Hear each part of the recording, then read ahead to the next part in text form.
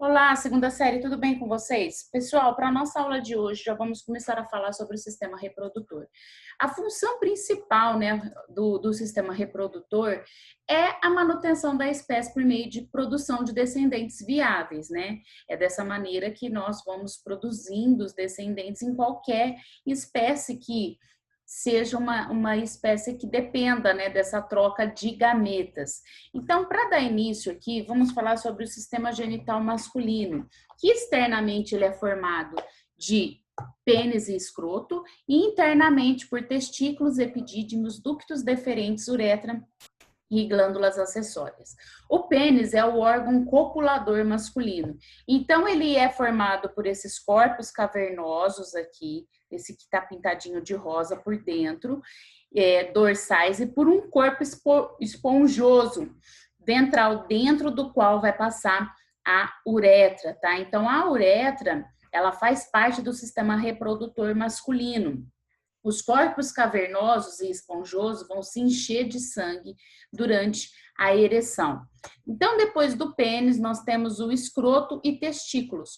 Dentro do escroto, o escroto é a bolsa, tá? Que vai conter os dois testículos, que são as gônadas masculinas, aqueles que vão produzir os espermatozoides. Cada testículo ele é composto por um emaranhado de túbulos seminíferos. Esses túbulos é que produzem o espermatozoide. Deixa eu tirar aqui da frente do desenho aqui. Então, em meio aos túbulos seminíferos, existem as células intersticiais que vão produzir testosterona. Esses túbulos seminíferos se unem formando o epidídimo, tá? Então, aqui em cima, ele forma o epidídimo na hora que se junta todos esses tubos, tá bom? Túbulos. Depois, então, os epidídimos são esses tubos enovelados, localizados atrás do testículo, que, ao chegarem ao epidídimo, os espermatozoides ainda estão imóveis, e assim vão permanecer por 18 horas. Depois dessas 18 horas, eles vão adquirir a motilidade nessa localização. Como que é feita a regulação hormonal masculina? O hipotálamo vai estimular o lobo anterior da hipófise a secretar os hormônios gonadotróficos, que são os hormônios responsáveis pelo amadurecimento folicular dos espermatozoides, tá? Então, é o hormônio folículo estimulante, que a gente chama de FSH, que promove a produção de espermatozoide nos túbulos seminíferos, e o hormônio luteinizante, que vai controlar a produção de testosterona nas células intersticiais, que são essas células que ficam entre os túbulos, tá? Com esses hormônios, vão trabalhar em mecanismos de feedback negativo, seus níveis estão sempre satisfatórios. Quando aumenta um, depois aumenta o outro, e eles vão fazendo assim um equilíbrio, tá? Assim, ao atingirem a concentração sanguínea desejada, eles estimulam o hipotálamo e a hipófise a inibir a sua secreção. Então, vai fazendo o equilíbrio, né? Enquanto um diminui a produção dos hormônios hipofisários, aqui vai diminuir, então, a produção de testosterona. Aí, aumenta a produção dos hormônios hipofisários, baixa os níveis de testosterona, para fazer esse controle, tá? Hormonal aqui. Então, funciona como a maioria aí dos hormônios, né? Por feedback. E quais são, então, os ductos deferentes? Os ductos deferentes são esses canaizinhos que saem dos túbulos seminíferos e vai levar o espermatozoide até a uretra. Perceba que aqui nesse desenho, eu coloquei aqui para vocês quando corta esse ducto deferente, que é feito a vasectomia, tá?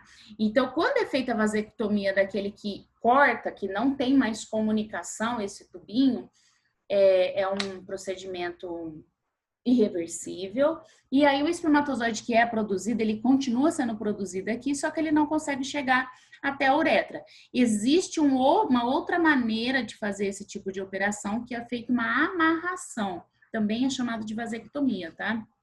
Então, eles fazem uma amarração aqui, nesse caso pode ser reversível, mas não tem como a gente saber se vai ser um sucesso, né, essa reversibilidade. Então, os ductos deferentes, eles vão partir aqui dos testículos, eles circundam aqui a bexiga e se unem ao ducto ejaculatório, onde depositam espermatozoides produzidos nos túbulos seminíferos. Como ele vai utilizar o mesmo canal aqui, que é onde sai a urina, né? Ele vai utilizar a uretra, é necessário que ele tenha glândulas para fazer o preparo desse caminho do espermatozoide, para o espermatozoide não morrer no meio do caminho, tá? Então, as glândulas acessórias são glândulas seminais, a próstata e as bulbo-uretrais. As seminais, elas vão secretar um material nutritivo para o espermatozoide. A próstata, que é localizada abaixo da bexiga, ela vai secretar uma substância alcalina na uretra para aumentar o volume do sêmen e neutralizar a acidez natural da vagina. Então, ele faz esse preparo, né, que vai sair antes da ejaculação. E as glândulas bulbo-uretrais vão secretar um material dentro da uretra para limpar e preparar a passagem dos espermatozoides, tá? Então, perceba que essas 3 glândulazinhas que eu coloquei aqui para vocês, cada uma vai produzir um líquido especial com uma função diferente. Bom, aí agora nós vamos falar de um sistema um pouco mais complexo, que é o sistema genital feminino. Por que eu falo que é mais complexo? Não é porque mulher é complicada, não.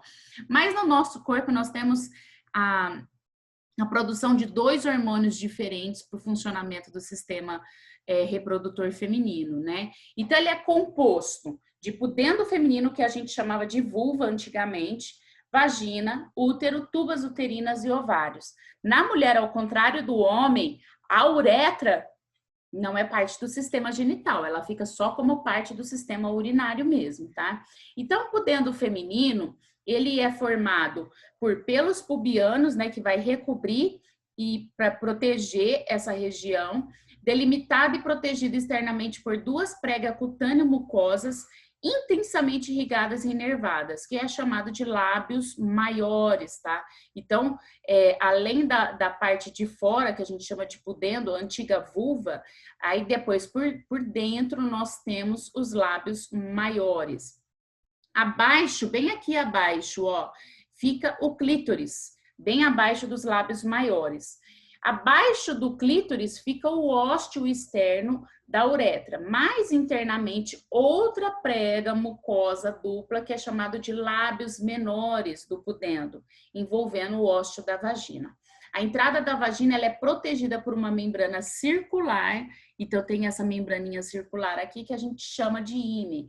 Quando a mulher ainda é virgem, né, que ela não iniciou a atividade sexual, esse ímen aqui, ele fica ligado de um lado para o outro, né, formando uma membrana aqui de um lado para o outro. A partir do momento que se inicia a vida sexual, esse ímen é rompido, tá? Então, depois desse pudendo feminino, nós temos a vagina. A vagina não é a parte externa, a vagina é o caminho interno, né? Antes de chegar no útero. Então, ela tem um comprimento que varia entre 2 a 10 centímetros. É aqui onde eu tô passando a setinha, tá vendo? E ela vai se estender até a entrada do útero. É nela que o pênis vai lançar o sêmen durante o ato sexual, tá? Então, o pênis lança aqui e aí o espermatozoide precisa se movimentar até chegar onde o ovócito vai estar, caso ela esteja ovulando, que vai ser aqui nas tubas, tá? Nas tubas uterinas. Depois, então, da vagina, nós temos o útero. O útero é onde vai se desenvolver o bebê, né, durante a gravidez, que fica depois da vagina. Ele é um órgão muscular oco e bem desenvolvido, né? Esse músculo é bem desenvolvido e se chama miométrio. Internamente, ele é revestido por um tecido pleno de glândulas e vasos sanguíneos, que é chamado de endométrio. Toda vez que falar endo, é mais interno ainda, tá? Acima do útero, nós temos as tubas uterinas. As tubas uterinas é esse canalzinho, né, que quando o ovócito sair daqui de dentro dos ovários, ele vai percorrer esse caminho. É nesse caminho que ele vai ser fecundado quando estiver durante o período fértil, tá? Então, esses tubos nós temos dos dois lados, né? A mulher, no caso, tem dos dois lados, e ele é revestido internamente de células ciliadas. Esses ciliozinhos, quando o óvulo está nesse caminho, ele vai empurrando o óvulo em direção ao útero, né? Para chegar aqui no útero, porque se esse ovócito, óvulo não. Se esse ovócito já se tornou um óvulo, né? E se ele foi fecundado, ele precisa chegar até no útero para poder dar continuidade numa gravidez. Não pode ocorrer a gravidez se, no caso, o óvulo não sair dessa região das tubas, né, que é a chamada de gravidez tubária. Ele precisa chegar aqui. Se ele ficar aqui, nesse caso, é necessário fazer a retirada, né? Então, as suas extremidades são como franjas que auxiliam na captura do óvulo, tá? Olha, tem um mosquitinho aqui. Depois dele, gente, tem os ovários, né? Ah, uma coisa que eu não falei aqui sobre as tubas uterinas, que a Belinha aqui me distraiu.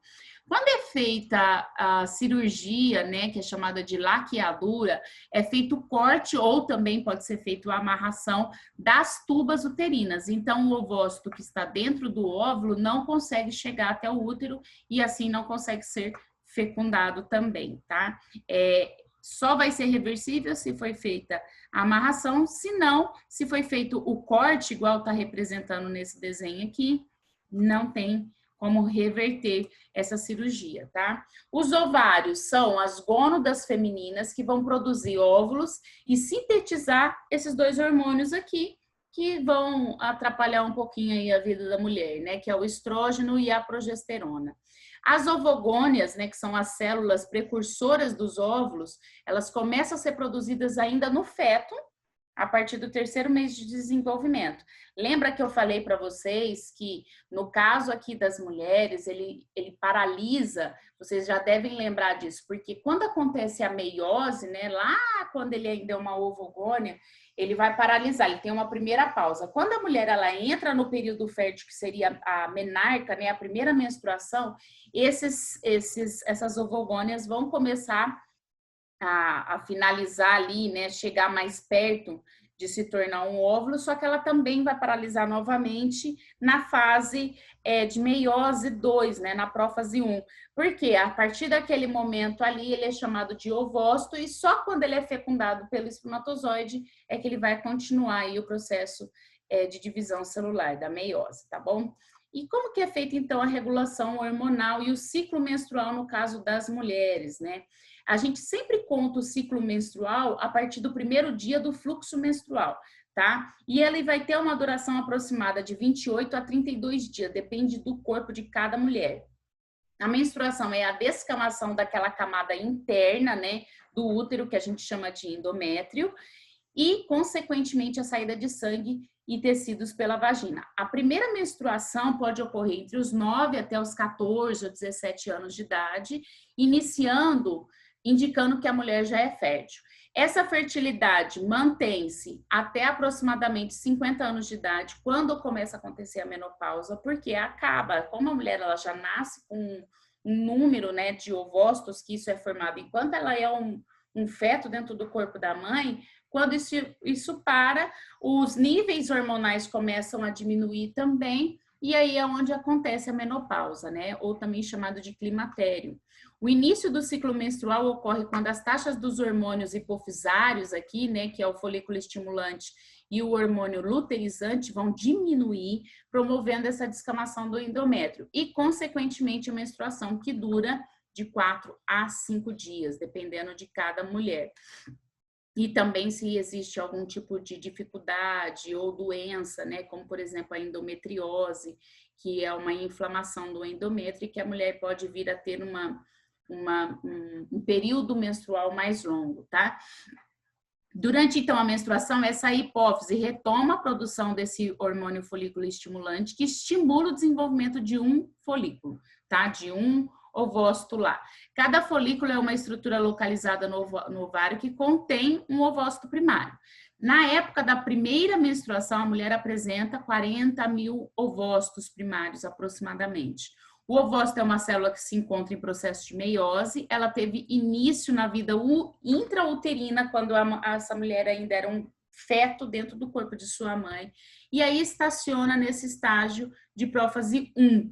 Com o desenvolvimento desse folículo, a meiose é reiniciada e o ovócito primário dá origem a um ovócito secundário. Lembra que eu falei que ele tem duas pausas? Então, ele tem uma primeira pausa quando nasce aquela criança, é uma menina, e depois uma segunda pausa antes dela começar ali o período de puberdade, tá? E ao mesmo tempo o folículo amadurece e passa a ser chamado de folículo ovárico vesiculoso. Esse folículo em amadurecimento passa a produzir o hormônio estrógeno. A ação desse hormônio provoca o espessamento do endométrio. Eu costumo brincar, né, que esse daqui, o estrógeno, olha só o nome, é aquele que estorva, aquele que atrapalha um pouquinho a nossa vida. Por quê? É ele que é lançado em uma maior quantidade antes do período menstrual, que a gente conhece aí como tensão pré-menstrual, a famosa TPM, né? Então, o aumento desse hormônio aqui causa alguns desequilíbrios, vamos dizer assim, no corpo da mulher.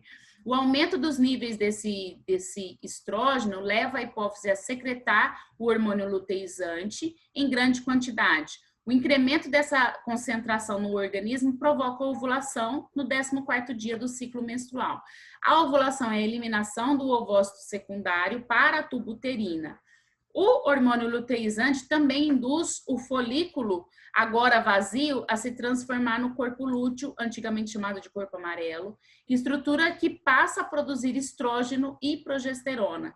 Esses dois hormônios vão manter o endométrio espesso, pronto para receber um novo embrião, tá? Então, esse daqui, ele é lançado, ele aumenta, dá uma atrapalhadinha. Depois, por conta da alta concentração do luteizante, ele aumenta novamente, só que junto com a progesterona. E quando ele aumenta junto com a progesterona, ele mantém a camada do endométrio espessa, preparado ali para receber esse óvulo fecundado, né, para o desenvolvimento do futuro embrião.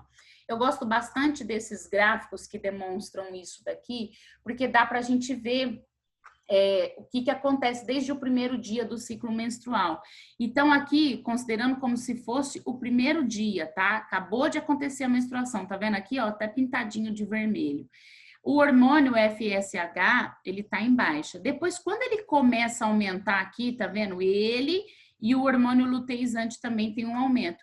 Perceba que esse azulzinho aqui, que é o estrógeno, teve um pequeno aumento.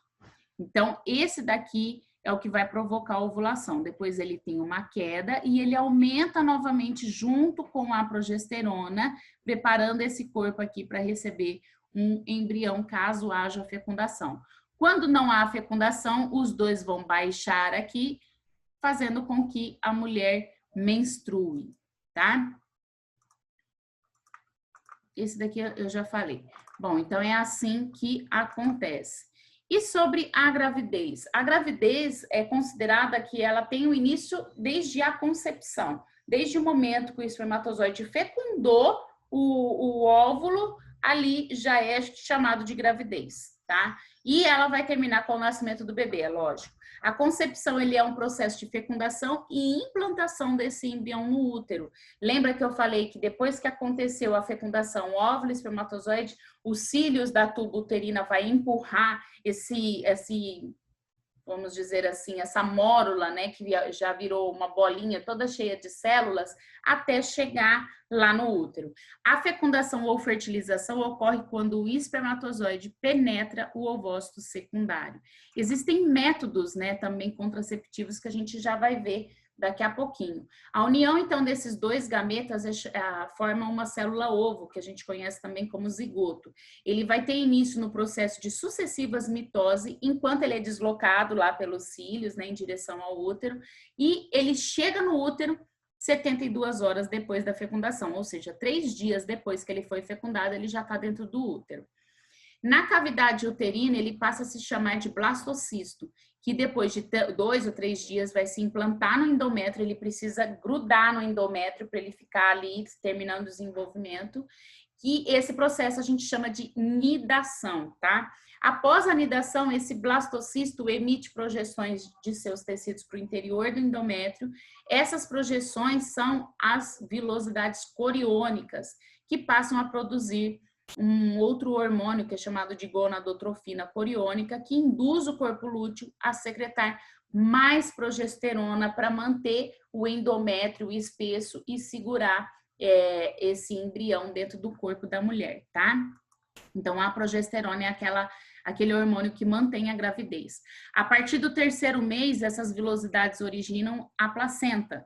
A placenta é que vai fazer a nutrição entre o feto e a mãe. E ela é ligada, né, ao feto por meio do cordão umbilical, que é composto por uma veia e duas artérias. Através desse cordão umbilical com a placenta que é feita a troca gasosa, né, de gás carbônico e oxigênio e também de nutrientes e excretas, tá? O amnion é a bolsa, né, que vai envolver o feto. Dentro dessa bolsa vai ter o líquido amniótico que vai proteger o feto contra choques mecânicos, né? Então ele vai entre eles acumula o líquido amniótico no qual o feto vai ficar mergulhado. Esse conjunto forma a bolsa, que é chamada de bolsa de água, que a gente conhece como bolsa de água, tá? Então, todos esses anexos aqui são formados a partir do terceiro mês de gravidez, tá bom? Aí, quais são, então, os métodos contraceptivos que podem ser feitos para que não haja a gravidez? O primeiro aqui, o coito interrompido, em que o pênis ele é retirado da vagina antes da ejaculação. A consequência é que o esperma não chega, né, não pode não chegar à vagina, só que a efetividade dele é de 75%, não tem risco nenhum. Tem um outro método que a gente conhece como tabelinha, em que não é praticado o ato sexual durante o período fértil, né? Então, se a mulher tiver um ciclo bem corretinho, ela consegue fazer uma conta do primeiro dia, vamos supor que tem 28 dias, a partir do primeiro dia da menstruação, ela conta 14 dias, naquele 14º dia que ela fez a conta, é o período fértil. Então, ela vai calcular 3 dias antes desse 14º dia e 3 dias depois, que é o período que o espermatozoide pode permanecer vivo dentro do corpo dela. Então, durante esse período aí, né, que seria de 7 dias aproximadamente, não pode ser realizado o ato sexual para que não haja a fecundação e uma possível gravidez. Efetividade, 50%. Por que 50%? Porque nem sempre o ciclo menstrual feminino é tão correto, tá? Tem um outro método que é bem conhecido, né, que é a pílula anticoncepcional. A pílula anticoncepcional, por ela aumentar, né, os níveis dos hormônios femininos, acaba inibindo lá na hipófise a produção do folículo estimulante, né, do hormônio folículo estimulante, do hormônio luteizante. Tem riscos, né, é bem efetivo, 90%, só que ela tem muitos riscos de trombose, câncer, infarto, especialmente em mulheres fumantes. Tem a pílula do dia seguinte, essa daqui é a pior, ao meu ver. Essa pílula, ela tem uma dose exorbitante de estrógeno e só pode ser usado em até 72 horas após o coito, tá? E novamente 12 horas mais tarde. Por que que eu falo que ele é muito prejudicial, é uma das piores? Ele é efetivo, né? Porque ele vai impedir que o óvulo que esse óvulo que veio fecundado se implante lá no endométrio, porque ele causa a descamação desse endométrio, impedindo, assim, que ocorra uma gravidez, né, em andamento. Só que ele não é abortivo, porque ele não, se a gravidez, se o óvulo já estiver nidado, né, se já estiver fecundado no endométrio, ele não consegue tirar de lá, né, esse hormônio não consegue retirar. Tem uma efetividade de cerca de 85% associada às prostaglandinas. Ele chega a 95% de efetividade. Quais são os riscos? Desequilíbrios horríveis hormonais, né? Então, se a mulher, no caso, ela tem uma alta influência, e principalmente no período de tensão menstrual, se ela toma esse tipo de pílula aqui, meu pai eterno, fica bem mal mesmo, porque ele desequilibra, né? E fora que ele vai desequilibrar a taxa hormonal para os próximos meses ali de ovulação, a taxa hormonal no corpo da mulher, então até o corpo dessa menina voltar, né, ao natural, é necessário todo um processo de restauração interna, tá? Desde lá das glândulas hipofisárias. Tem também um outro tipo de método que é chamado de DIU. O DIU, nós sabemos, tem dois tipos, que é o DIU-Mirena, que é um hormônio lançado apenas dentro do útero, e o DIU de cobre, que é um espermicida. Então, ele vai ter, o DIU-Mirena tem um espermicida, só que tem um hormônio associado, tá? Ele vai ter, então, esse espermicida que é colocado dentro do útero e ele vai eliminar o espermatozoide antes dele chegar lá nas tubas. Tem uma efetividade de 90%. Há riscos, doenças infecciosas e se houver gravidez, o DIU pode provocar aborto, tá? Depois tem o diafragma, que é uma estrutura de látex inserida na vagina antes do coito, também conhecida em alguns casos como camisinha feminina. Ele vai impedir a entrada do espermatozoide no útero, ele tampa aquela passagem entre a vagina e o útero. Se usado com espermicida, ele vai chegar aí na efetividade de 90%, não tem risco nenhum.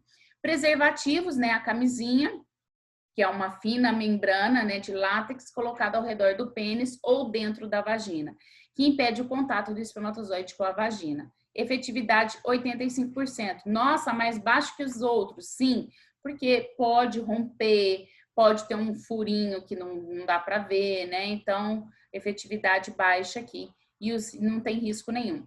Aí depois a vasectomia, lá que é a dura que eu já expliquei para vocês, né, nos desenhos anteriores, que é uma esterilização. E tem um outro tipo bem utilizado atualmente, que é o contraceptivo implantado, né, que vai ser um tubinho bem pequenininho que é colocado subcutâneo e ali ele fica liberando, né, a progesterona e inibe, então, a ação do hormônio folículo estimulante e do luteizante, tá? E não tem nenhum risco conhecido, porque é um método bem novo. Certo? Bom, pessoal, então para finalizar, eu quero fazer um exercício que está na página 80 de vocês, que ele diz o seguinte: Maria ia iniciar sua vida sexual. Como não queria engravidar, ela consultou sua ginecologista, que indicou o uso de pílulas anticoncepcionais. A ginecologista deu informações a Maria sobre o funcionamento da pílula.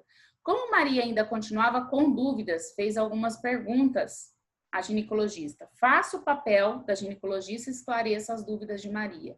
Então, a dúvida dela era: como a pílula impede a gravidez? E mesmo tomando pílula, vou continuar menstruando? Por quê? Então, como que a pílula impede a gravidez? Lembra que a gente viu que é por conta do alto nível de hormônio feminino, ele vai impedir a ação do folículo estimulante, do luteizante, né? Então, essa é a resposta. A pílula anticoncepcional contém hormônios ovarianos sintéticos, que diminuem a secreção do folículo estimulante e do luteizante. E assim o ovócito não será estimulado ao amadurecimento, inibindo a sua ovulação. E por que então continua menstruando?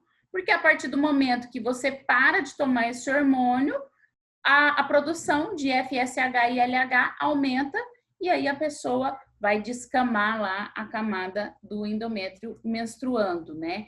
Então, continua menstruando sim, porque o seu uso é interrompido e os hormônios ovarianos diminuem, provocando a descamação do endométrio. Pode ser usado, né, com recomendação médica, o uso ininterrupto, que você não para de tomar, você emenda uma cartelinha de pílula com a outra e essa mulher não menstrua. Só que isso só deve ser feito com acompanhamento de um profissional especializado. Bom, pessoal, então é isso a nossa aula de hoje. Já quero parar por aqui, que eu sei que ficou bastante coisa.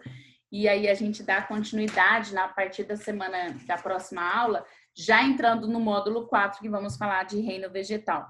Como a gente fechou esse conteúdo aqui hoje, né? Eu gostaria que vocês fizessem aí, para poder anexar ao fichário de vocês, 2 mapas mentais. Vocês vão fazer o mapa mental da regulação hormonal, né, do controle hormonal do B13 e também o mapa mental do B14, tá? Não, é B13 também, né? Do módulo 3, que é o sistema reprodutor. Então, são 2, regulação hormonal e sistema reprodutor. Esses 2 mapas mentais você vai incluir junto com o fichário que eu vou avaliar no final do bimestre de vocês, tá bom? Bom, pessoal, então é isso. Ah, uma coisa importante a ser falada aqui. O mapa mental deve ser feito por você. Por que eu não deixo imprimir o mapa mental? Porque não tem lógica você imprimir um mapa mental que não foi você que fez. O mapa mental é para facilitar o seu estudo, para fazer um resumo daquilo que você está entendendo. Então, não tem uma lógica, né, plausível para você ir lá e apenas imprimir. Precisa ser feito por você, tá bom? Façam esses 2 mapas mentais, então, e na próxima aula a gente já vai dar início ao conteúdo aí de 4º bimestre propriamente dito. É isso, gente. Tchau, até a próxima aula.